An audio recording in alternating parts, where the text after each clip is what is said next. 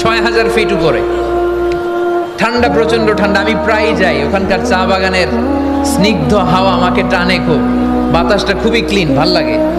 ওই Cameroon হাইল্যান্ডে ৬,০০০ fit উপরে ওরা করেছে ফুলের বাগান, ফলের বাগান, চায়ের বাগান, স্ট্রবেরির বাগান, মধুর চাষ করে।